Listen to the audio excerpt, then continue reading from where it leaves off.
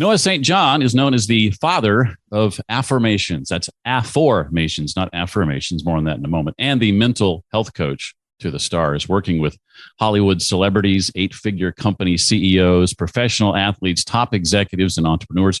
Noah's famous for helping his coaching clients make more in just 12 weeks than they made in the previous 12 months. Noah has also appeared on over 1,000 media outlets, including outlets like ABC, NBC, CBS, Fox, Entrepreneur, and one of my all-time favorites, Success Magazine. His book is called Millionaire Affirmations, the magic formula that will make you rich. Noah, welcome officially to the Read to Lead podcast. Thank you, Jeff. Great to be here. What is this magic formula that will make you rich? Are you serious? Oh, very serious. Yes. And what we're talking about today is afformations, not affirmations. It's afformations. And yeah, this is a new word that I invented. I actually invented it 25 years ago. The difference between affirmations, the old method, and my new method called afformations is actually very powerful. And so I'll give you an example. So, I'm a keynote speaker, whether I'm speaking to like small private groups of say 100 private workshops or, big audiences, whether live or virtual of 1,000 or 5,000, 10,000. One of the things that I like to do with my audiences is I like to say, okay, now we're going to do an affirmation. We're going to do the old way, just like they taught us, right? So everybody say, I am rich. And everybody goes, I am rich. You know what happens next? Everybody starts laughing. Yeah. And I go, what are you laughing at? Well, they say, well, I'm not rich. And I go, but you just said you were. And they go, yeah, but I don't believe it. See, now, isn't that interesting? Isn't that the problem? Because we say these positive statements, and that's what we've been told to do, right? That's what they told us to do. But yet most of us don't believe it. In fact, a scientific study actually showed that 75% of the people that use the old affirmations way actually end up more frustrated than before because they don't really work. So imagine if you had a phone that didn't work 75% of the time, right? Would you keep using that phone or would you probably trade it in, right? I'd trade it in, yeah. Exactly. Well, so that's what millions of people have done with going from affirmations to my afformations method. So what's the difference? An affirmation is a statement of something that you want to be true. So classic example, I am happy, I'm rich, I'm successful. Right. But 25 years ago, I actually discovered this distinction, which is that the human brain actually works using questions, not statements. In fact, I can prove it to you right now. Let me ask you a question. This is another exercise I like to do with my audiences, whether live or virtual, but I'll play along with you right now. So I'll ask you a question. Why is the sky blue? Because God made it that way. Okay. See, now just look at what you just did. What just happened in your brain is you automatically search for the answer. Right. Even if you don't know the answer. Right. But you actually, your brain instantly and automatically started to search for the answer to the question. Right. By virtue of the fact that I asked you a question. So that is actually called the embedded presupposition factor of the brain. And that's just a fancy way of saying when you ask a question, the brain searches for the answer. So 25 years ago, I was in the shower and I actually, in my book, I call it the shower that changed everything because, we have those aha moments in the shower, right? And so this aha moment was I realized, wait a minute, why are we going around making statements that we don't believe when the human mind responds automatically to something even more powerful and more simple, the power of questions? And so then I said, well, how would we do that? So if you use the old statement, for example, like saying, I am rich, right? And your brain goes, yeah, right. Right. I literally call it the yeah, right response because your brain goes, yeah, right. I don't believe it. And that's one of the reasons why so many people feel frustrated because they're saying something they don't believe. So I said, well, wait a minute. If that's the old statement, what would be the new question? And then I said, why am I so rich? Why am I so rich? Now, when you ask the question, why am I so rich? What starts to happen in your brain? I'm looking for solutions. Exactly. You're searching for the answer. So actually what the difference is between the old affirmations way and my new afformations method. And again, I say new, I mean, it's been around. I've been teaching this for 25 years now, but still for most people, it's pretty new. Yeah. Right. And so afformations are empowering questions that instantly change your subconscious thought patterns by virtue of the embedded presupposition factor of the brain. And the amazing thing about it is you're already doing this anyway. Everybody's already doing this. There's two problems. Number one is, of course, most people don't know they're doing it. And number two, most people are actually going around asking very disempowering questions. For example, why am I so stupid? Why can't I do anything right? Why does nothing ever work out for me? Why can't I lose weight? Why can't I get a date on Saturday night? Why is there more month left at the end of the money? Right. And when you ask lousy questions, what do you get? Lousy answers, right? And that creates a lousy life. So now using my afformations method, you can actually change the questions you're asking, change the embedded presupposition factor of your brain, change your habits, And that's how you change your results and change your life. There's a section early in the book related to this called The Challenge of Changing Your Beliefs. That's right. Why is examining our beliefs something that we need to consider? Can't we just believe what we believe and get on with it? Well, that's an interesting point. Let me give you an example. For tens of thousands of years, human beings believed the earth was flat, right? I mean, you just walk outside and of course it's flat. Dumb, look around. It's flat. What's your problem?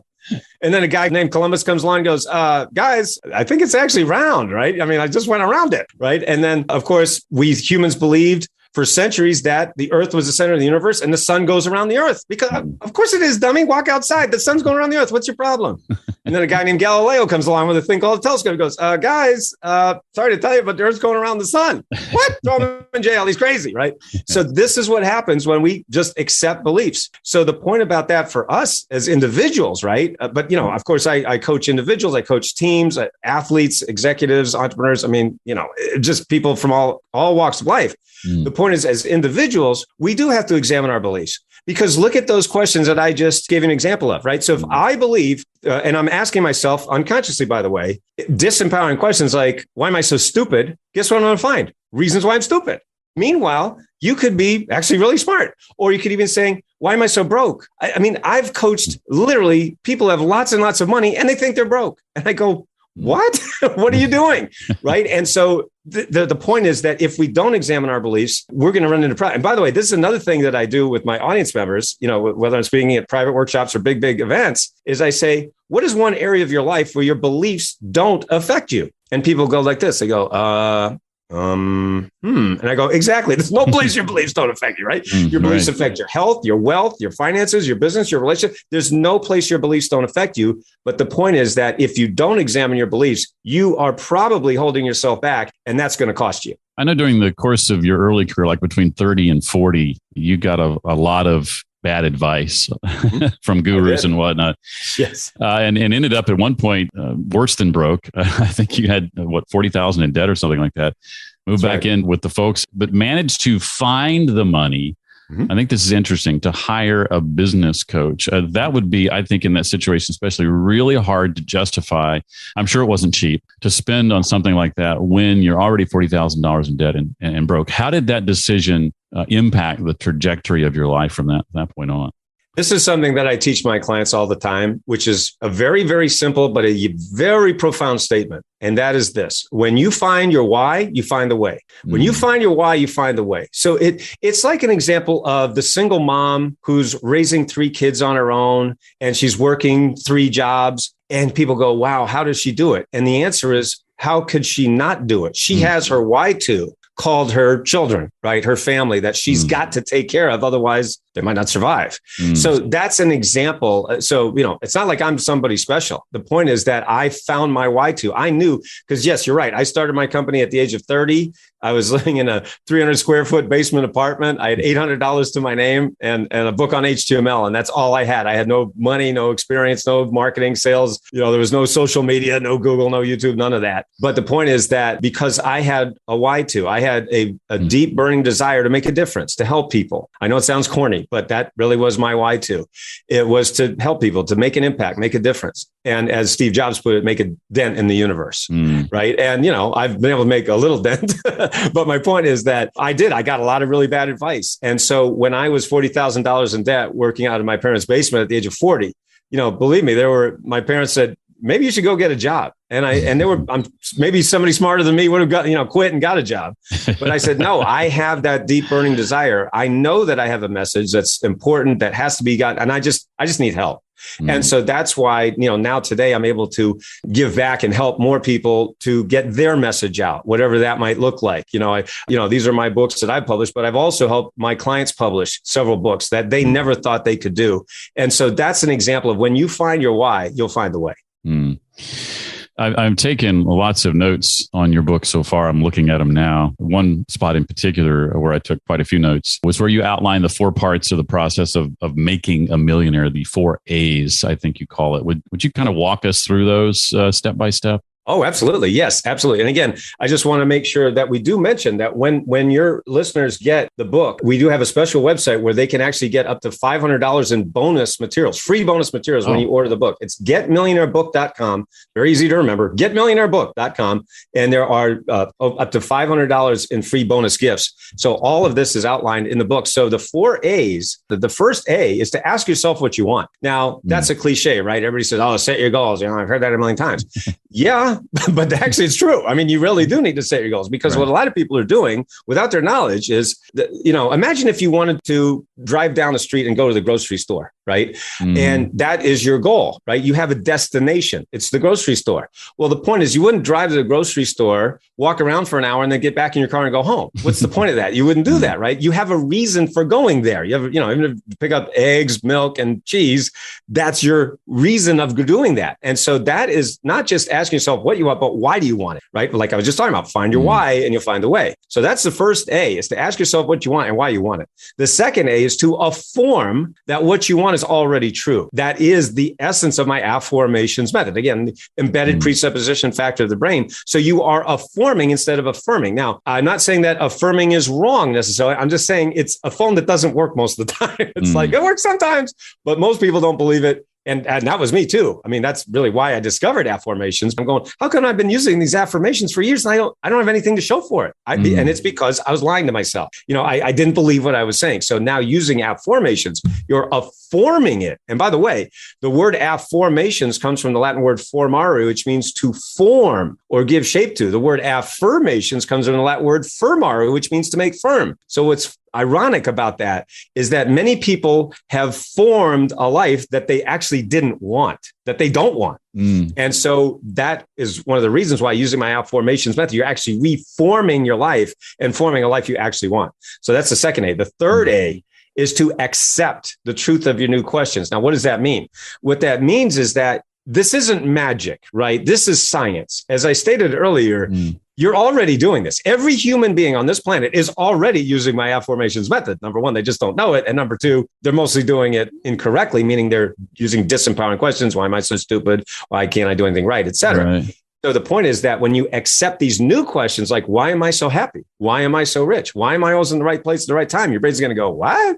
What are you talking about? Huh? But see, you're like going, but the thing about that is instead of doing with the old affirmations method, you're basically what they're telling us is to bash your brain into submission. I'm happy, I'm rich, I'm successful. And you're going, no, I'm not, no, I'm not, no, I'm not, right? And it's so funny when you read the reviews of the new book, that's what so many people have said about my work. People are totally loving it because they're saying, I've been lying to myself this whole time. I've been trying to believe things I don't believe. So that's the third A, is to accept the truth of your new questions. And we do that using my core 4 formula that I know we'll be talking about.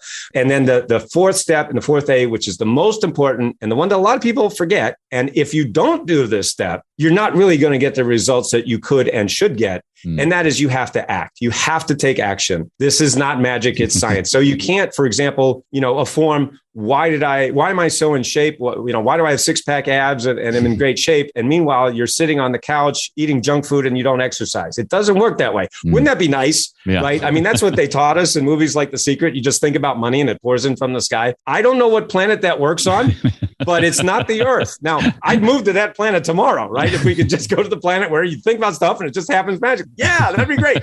Now, I have to say in all fairness that we have had things that you have to say, that I say are miraculous. In fact, in the Millionaire Affirmations book, we did something really awesome, which was we did a 14-day millionaire affirmations experiment. And there are real people, real stories that you read in the book of people who just did my affirmations for 14 days, just 14 days, just 2 weeks, and literally changed their lives. We had one woman who manifested over 6 figures in just 14 days using my affirmations method. Again, I'm not taking credit for this. I'm not saying, oh, I did this and I'm so great. No, it's the fact that she changed her brain, changed her results, changed her habit. And that's what changed her life. Yeah. And for you specifically, when you were at that place where you hired that business coach, if I'm remembering the timeline correctly, in 30 days, you had an online course from hiring that coach. In 60 days, you were able to move out and get your own place. 120 days, you met your soon-to-be wife. Am I getting that right?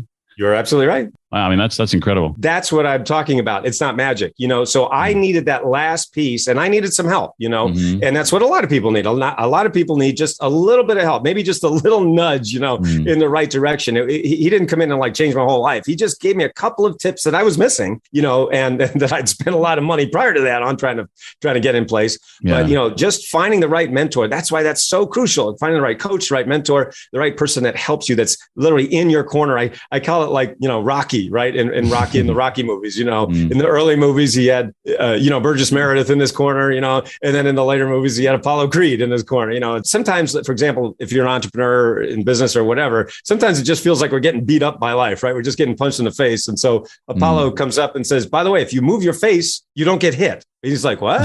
Yeah. Try going like that. And it's like, oh, great idea. So that's kind of like what I do now. You hinted at the core four a moment ago under the third A. You say that waking up each day and doing these can reap rewards beyond what we think might be possible. So fill us in, if you would. Oh, absolutely. And also that speaks to, I do want to mention this as well. Again, along with the book, the Millionaire Affirmations book, we also have the companion journal. All of this is available, again, getmillionairebook.com, very easy to remember. So you want to get the companion journal because this is how you're going to use my core four formula. And you're going to actually make this a daily habit to change your life and literally change your financial life in less than 5 minutes a day. So my core four formula is based on the 4 modes of human communication. Okay. So we humans communicate in 4 different ways: reading, writing, speaking, and listening. That's how we humans communicate, right? So that's what the core four formula is.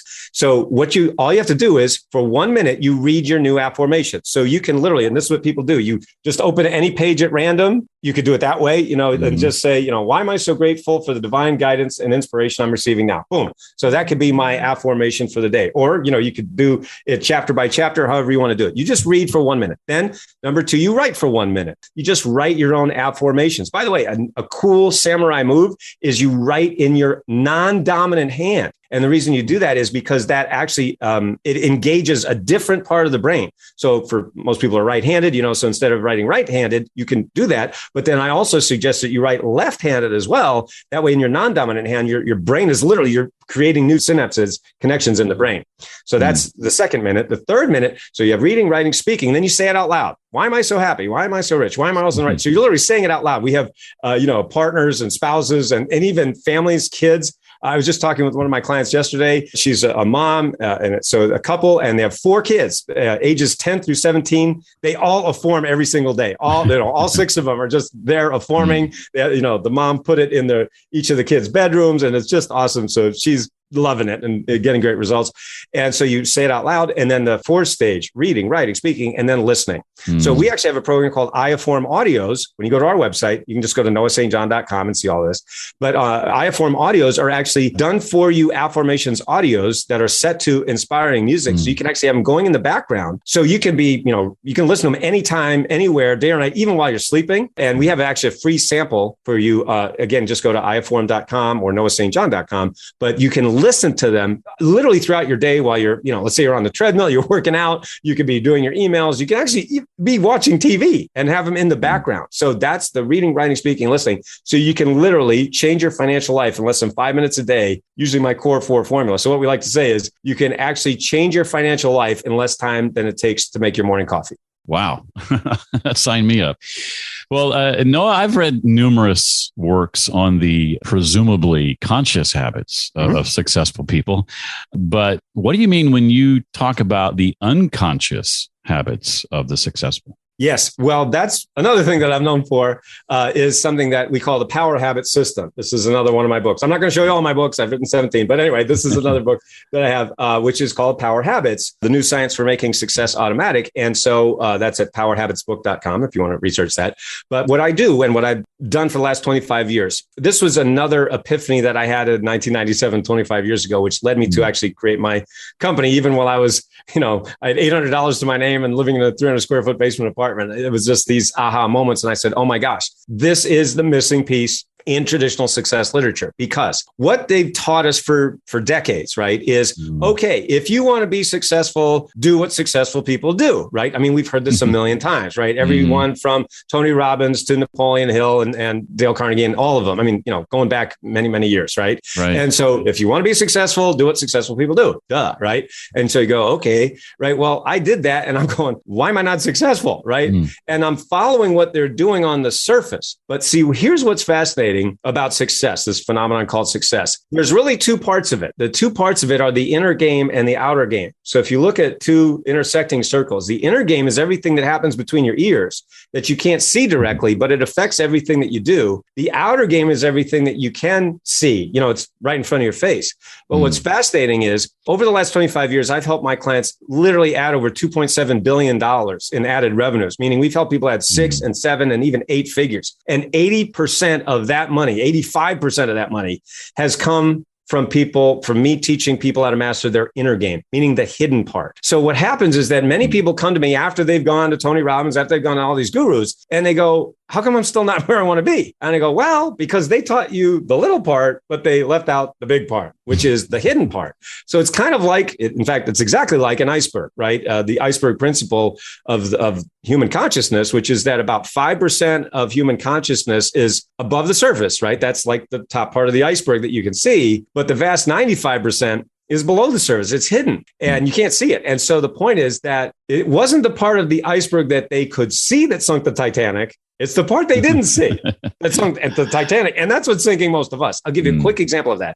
I was talking with one of my clients recently, and I asked them a very simple question. I said, how much do you think your head trash is costing you this year? Now, head trash is something we didn't get into, we haven't talked about, but basically head trash is the voice in your head that says, well, I can't do it, right? I want to do this thing. I have these goals, but I probably can't do it, right? And that's a huge topic. But anyway, I said, how much do you think your head trash is costing you this year? Without blinking an eye, he said $1 million this year. $1 million it's costing him. I said, great. All right. Wow. So I tell you what, why don't you pay me 10% of that? And then I will get you that $1 million back. So he literally said, that sounds like a great deal. Because I said to him, listen, if you give me $1 and I give you $10 back, is that a good deal? He goes, yeah. So he paid me that. So he paid me $100,000 in less than 12 weeks of us working together. He's already made that money back and more. Literally less than 12 weeks. So that's an example of what I'm talking about, that the hidden habits of highly successful people are far more powerful and more important than the habits we can see. But the problem is they don't even know what they're doing. They're unconsciously doing these things. That's why they can't teach us. That's why they can't teach you. And that's why I spend all that money on those gurus. Again, I'm not alone. Many, many people have done this.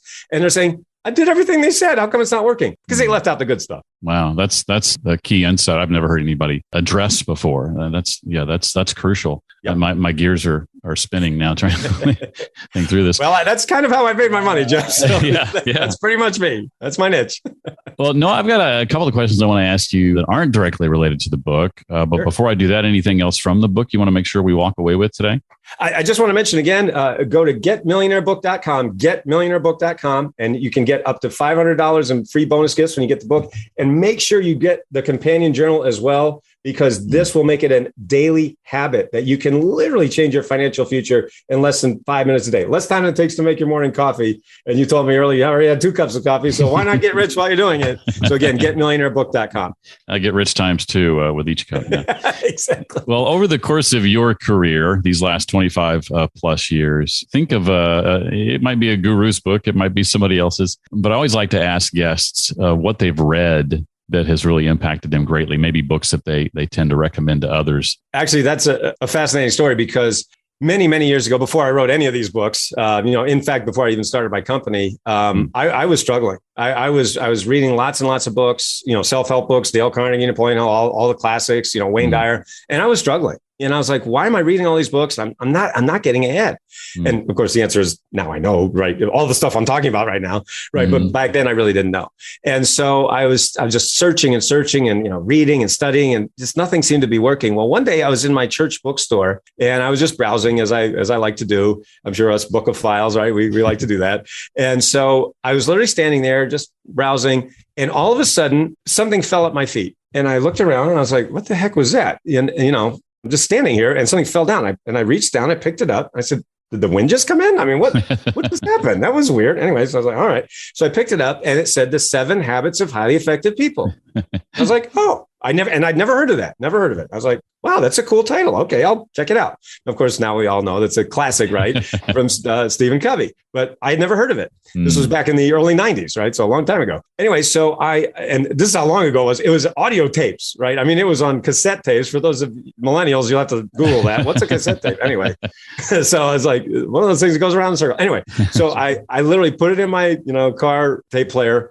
And I listened to it over and over again. And I mean, tears were streaming down my face. I literally just remember listening to that program and just crying because I realized, that was the first time I realized that my whole life, I had been doing the 7 habits of highly ineffective people. I was doing basically everything Covey said. I was doing the exact opposite. Be proactive. I was being reactive, right? Sharpen the saw. I had no saw. You know what I mean? It was just, you could just go down the list. I was doing everything wrong. And I went, oh my God. And so Stephen Covey was really my inspiration for getting into this industry many years ago. And what was really awesome about that is in 1996, literally 1 year before I even had these epiphanies, 1 year before I started my company, I actually got to interview Dr. Covey on the phone. And so because I called up his office, because I was a college student at the time, studying religious studies. And I was actually following his footsteps very consciously. I wanted to be like him. And so I called his office and I said, I'm studying Dr. Covey. I'm doing a paper on him. And I just was wondering if I could ever talk to him. And in my head, I'm thinking, maybe I'll get on his calendar a year from now. Right. So his secretary says, put me on hold for a minute. She says, how's next Thursday? I was like, what? So I almost fainted. And so I got the chance to interview Dr. Covey. I had 20 uninterrupted minutes. And he, for those of you who are fans of Covey, which, hopefully a lot of people are, but he was just perfect. He was exactly what you would want Stephen Covey to be. He was just so perfect. And he said one thing that I never forgot. I always remembered. It was the best piece of advice that I've ever gotten. And he said to me, because I asked him, I said, Dr. Covey, how do you handle it when people just, worship you and say you're the greatest thing in the world? And how do you handle that? He said, Noah, I want people to leave my seminars more impressed with themselves than with me. And I went, wow, wow.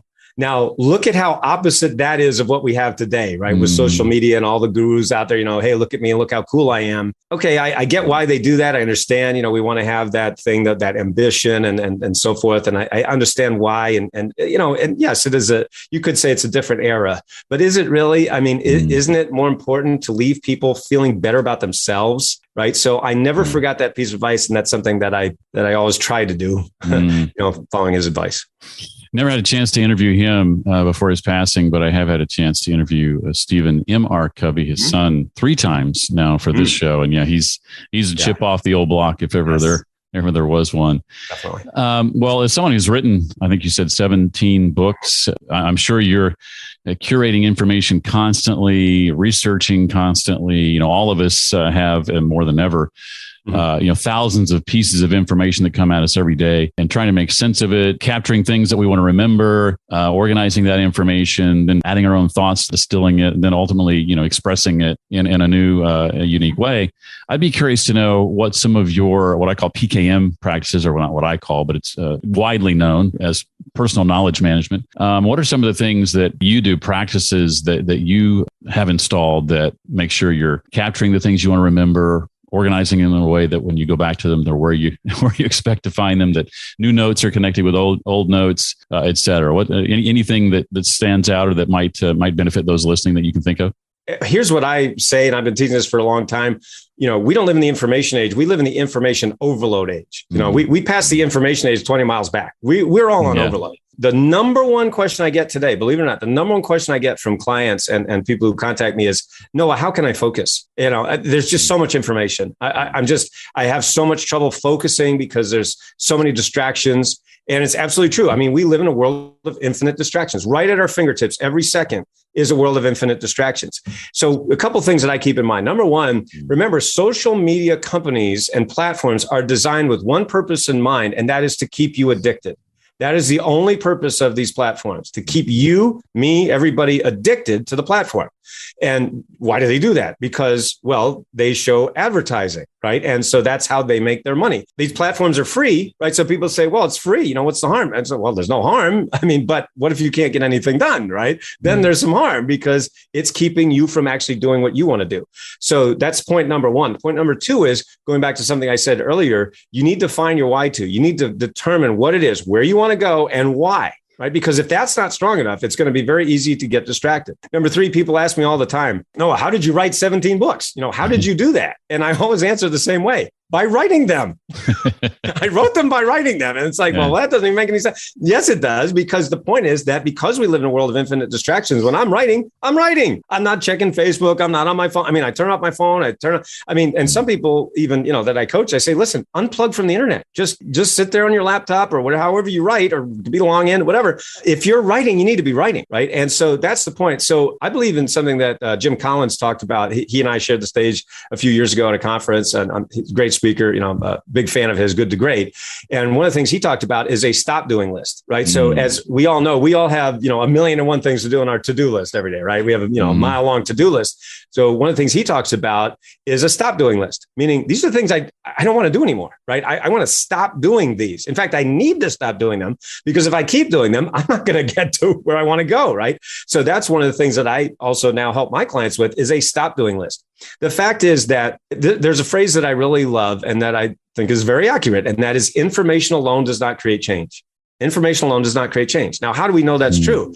Well, think about this, right? Everybody wants to be healthy, right? Lose weight, be in good shape. Everybody wants to make money. Everyone wants to be in a happy relationship, right? Well, guess what? All of that information about what I just said, it's all there for free on YouTube, right? Just go to YouTube and say how to lose weight, how to have 6-pack abs, how to make $1 million, how to make money online, how to be in a happy, it's all free. So why isn't everybody rich, happy, and thin, right? It's just sitting there. Why isn't everybody, a millionaire walking around with 6-pack abs? Because of what I just said, because information alone does not create change. So what else do we need? Well, we need to have really three things: the right plan, the right tools, and the right support. Right? You have to have the right plan. That's what to do. It's not enough to just sit there and watch YouTube videos all day. You could watch cat videos, for the next 10,000 lifetimes and then still not watch all of them, right? And what's better than watching cat videos on YouTube? Right. Nothing. Exactly. It's like the best thing on, right? Look how cute, right? 10,000 lifetimes, right? So you need the right plan. You need the right tools. That's how to actually do it. And then you got to have the right support. You need someone in your corner, like that coach did for me, 15 years ago. Now I'm able to do that for my clients. And if you don't have those three elements in place, you're going to be overwhelmed just because of the overload of information we have. So it's really, really important to understand, yes, of course, there's things you have to do every day. But then I also encourage people to have a stop doing list so that you can actually get a lot more done in a lot less time. That's one of the reasons we're able to help people make more in 12 weeks than they made in the last 12 months, while also gaining back time in their day. Literally 1 to 3 hours a day and 4 to 8 weeks per year. It reminds me of something I've been studying recently called selective ignorance, where we actively decide to not engage in certain activities, to not learn about certain topics, to not develop certain ideas. To choose that is to choose intentional knowledge, right? That's right. I think it was Steve Jobs who said, people think focus means saying yes to the thing you've got to focus on, but that's not what it means. It means saying no to the 100 other things, other ideas that there are. That's right. Well, I so appreciate you being here. The book, again, is called Millionaire Affirmations, and his name is Noah St. John. Remember, that's Afformations, AFFORMATIONS. Really enjoyed having you, Noah. Thank you so much for being here, and wish you nothing but success in the years ahead. Thank you. It's a pleasure.